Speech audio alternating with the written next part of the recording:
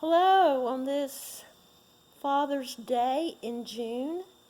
Hope you're doing well and want you to know that I pray for you daily, those I know and those I don't know, that God will bless us and give us new insights and new blessings during these troubled times.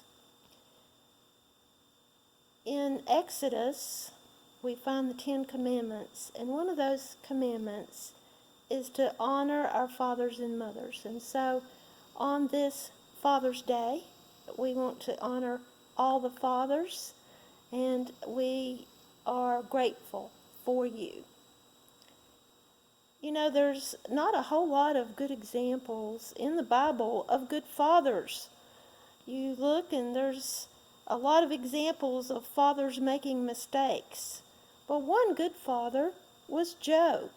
He started the family dinner and would often have all of his children there to enjoy a wonderful time together.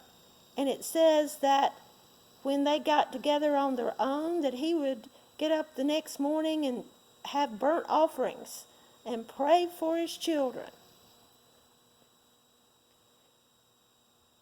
I'm sure that this day you are thinking about your father or someone you love that is a good father. And even if we had fathers that weren't there for us, we know we certainly have a heavenly Father, and we can give them lots of appreciation this day and love to our heavenly Father. As we think about fathers, I think about my son and his son in a wonderful picture that I cherish, where he is in maybe kindergarten, my grandson, and he's looking up adoringly at his father at a father-child banquet. I cherish that as I think about how important it is that we have godly men in our lives, how we look up to them, how important that is. And I think about how fathers can spend time with young people, and whether you're a biological father or can mentor young children. It says that John Adams' son, who was an ambassador to Britain at one time, wrote in his diary one time that, "Today I went fishing with my son. What a wasted day." And that son also wrote in a diary and said, "Went fishing with my father. It was the most wonderful day of my life." So we just don't know what it means to mentor young people. My father, of course, is very special to me. He taught me a lot. He taught me how to care about people, foremost. But he also taught me how to appreciate nature. I always teased him and said that he had such beautiful gardens. It would be called the Biltmore Gardens of Kingsport, Tennessee. And he also seemed to love animals. He had a wild rabbit that would actually come up to him and he could pet. So as I watched him in his gardens, and he would take baskets of fresh produce and leave them on neighbors' porches, he taught me how to really, really care about people. When he was in the Navy during World War II, he was a parachute packer. And that was in Pensacola, Florida, I believe. And during that time, he would spend his days hand packing parachutes for the troops. And he said every once in a while, a commander would come in and say, "Okay, pick up that last parachute you packed." And they would have to go out in a plane and jump out using that parachute. It really brought home to them the importance of what they were doing. You know, the parachute packers never saw the ones that used those parachutes. They never heard from them, I'm sure. But how important it was to pack that parachute for the next person that comes along. And so it is with dads. How we,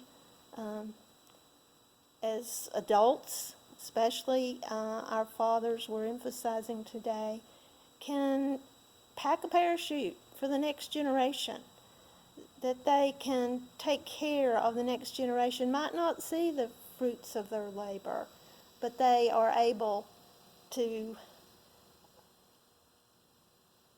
prepare the next generation. One thing my dad did for me when I was growing up is when I sat in church and I thought the preacher was pretty long-winded, he would let me play with his hands.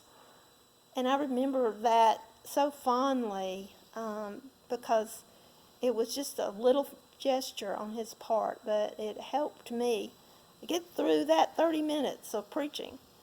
And then I think about the next times that I held his hand.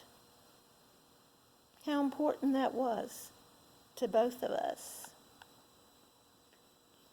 As we think about taking care of our children, our future generations, we think about getting down on their level, playing games with them, doing things that they're interested in. It's amazing what kind of conversations can happen in informal settings, or riding in the car, how those words come back and are so meaningful in years to come.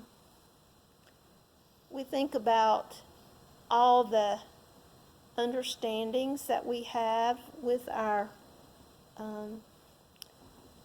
children, and we think about, probably having a lecture with them is not as effective as showing them how to care, showing them how to love all people. We are important to these folks. Show me, don't tell me.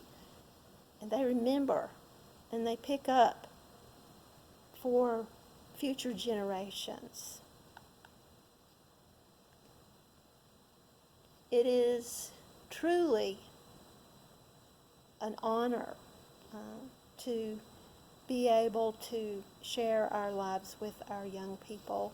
And so we thank you, dads, today for all you do, all you godly men. It is so important for us to have your witness, to have your love, to have you mirror the Heavenly Father in all that you do.